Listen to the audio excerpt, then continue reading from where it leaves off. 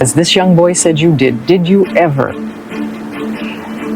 sexually engage, fondle, have sexual contact with this child or any other child? Never, ever. I could never harm a child or anyone. It's not in my heart. It's not who I am. And it's not what I'm interested in. Michael Jackson spent much of his life facing interviews where people treated him like a mystery they had the right to figure out. Yet the most surprising part was that the more confrontational the questions became, the less they appeared to unsettle him. He did not always react with anger. At times, he answered calmly, sometimes with a smile, and other times he simply decided he had said enough, leaving the interviewer to sit with the silence they had created themselves. I never invited them in my room. They always just want to stay. They said, "Can I stay with you tonight?"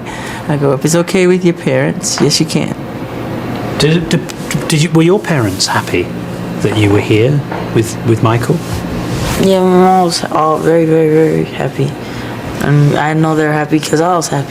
That is exactly why the Oprah interview is the ideal place to start. In 1993, Oprah Winfrey conducted Michael Jackson's first live televised interview in 14 years. From the very beginning, it was clear that this would not be an easy or lighthearted celebrity conversation, but one that would quickly move into more serious territory. I mean, the music business isn't exactly going gangbusters, and yet you continue to sell records so well. Every time I get a platinum album, it's never taken lightly on my behalf. I'm always honored, and it's great thanks, At one stage, Oprah asked the question that people still talk about decades later. Are you a virgin? Michael responded with remarkable composure. I'm a gentleman, he replied, turning an intensely personal and intrusive question into a calm, graceful response, without letting the moment shake him or losing his self-control. All these up here is the Jackson family. We sold over 60 million records, and we just come with a new company, a new family of people, good working people, call themselves the Epic People, the Epic Family. We're glad to be with them. Oprah later admitted that even she felt uncomfortable asking that question. The exchange revealed a great deal about Michael's relationship with the media. Time and again, he was expected to answer deeply personal questions about his private life whenever he appeared in public. Yet, when the questioning crossed the line, he refused to react with the dramatic outburst that many people seemed to be waiting for. Kids and Pinocchio's here and E.T.'s here. We have the children, we'll have like 100 bald-headed children and they all have cancer. And then we're going to work in the line.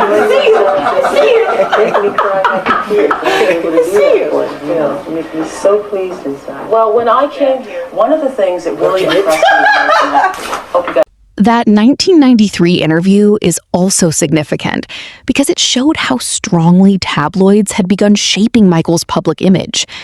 By then, much of the attention was focused on his face, his skin, and his appearance, while there seemed to be very little interest in listening to what he actually had to say. Surgery, generally. Do you think it's become... So why are you so defensive when people say Mick Jagger's had one, Paul McCartney may have had one, Michael Jackson's had one? They don't do it that way. What do they do? They just pick on me like I'm the only one that does it. That's why. So if people said, well, actually, Michael's the same as everyone else? Yeah. In his 1988 autobiography, Moonwalk, and later during his 1993 interview with Oprah, Jackson stated that he had undergone only 2 nose surgeries and received a chin cleft implant, while rejecting the many other plastic surgery rumors that had circulated about him. I'm not nervous at all, actually. You really aren't? No, I never get nervous. You don't? No. No, not even for your first interview and it's live around the world?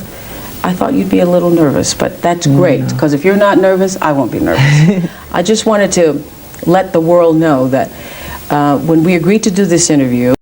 He also explained that the change in his skin color was caused by vitiligo, a condition that was later supported by findings from his autopsy. So when viewers watched Michael sitting across from Oprah, they were seeing more than a celebrity answering difficult questions. They were watching a man trying to challenge a public narrative that had already been shaped around him through gossip, rumors, and media spectacle. Surgery, generally. Do you think Well, it's up to become... them. So why are you so defensive when people say Mick Jagger's had one, Paul McCartney may have had one, oh, Michael Jackson's had one? They don't do it that way. What do they They do? just pick on me like I'm the only one that does it. That's why. So if people said, well, actually, Michael's the same as everyone else, Yeah. That is one of the main reasons Michael Jackson interview clips continue to go viral today. He did not respond in the defensive way many interviewers seem to expect. Instead, he remained calm and composed. He came across as someone who understood that many people had already formed their opinions, yet still believed the truth deserved to be heard. That same pattern becomes clear once again in the 1997 interview with Barbara Walters. You should not say he's Jacko. I'm not a Jacko. I'm Jackson. How do you feel when they call you Wacko Jacko? Where'd that come from? Some English tabloid. I have a heart and I have feelings. I feel that when you do that to me. It's not nice. Don't do it. I'm not a wacko. The interview was filmed in Paris and later broadcast on ABC. By that stage, Michael had already endured years of intense media scrutiny, focused on his appearance, his private life, and his personal habits. Reports from that interview indicate that Barbara Walters questioned him about the paparazzi and the lack of privacy in his life. At the same time, the wider media coverage of that era shows that public attention remained heavily centered on his physical appearance. Not going to be more of these sleepovers in which people have to wonder. Nobody wonders when kids sleep over at my house. But are they wonders. over? Are you going to watch out for it now? Watch out for just what? for the sake of the children and for No, everything because it's all moral and it's all pure. I don't even think that way. It's not what's in my heart. So you'll I would do it never, again. Ever. This was another occasion when the interviewer tried to reach the private side of Michael, but he answered with calmness, composure, and remarkable politeness. That self-control is precisely what made the moment so effective.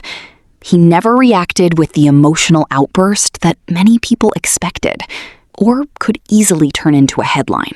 Used to hear always use bleach and glow, but you'd have to have about 300,000 gallons to... Okay, number one, this is the situation. I have a skin disorder that destroys the pigmentation of the skin. It's something that I cannot help. Okay, but when people make up stories that I don't want to be who I am, it hurts me. So it is. By the middle of the 1990s, these interviews had taken on a much heavier tone, because the questions were no longer focused only on fame. They had shifted toward constant scrutiny, controversy, and suspicion. That is exactly what makes the 1995 Primetime Live interview with Diane Sawyer and Lisa Marie Presley such a compelling moment.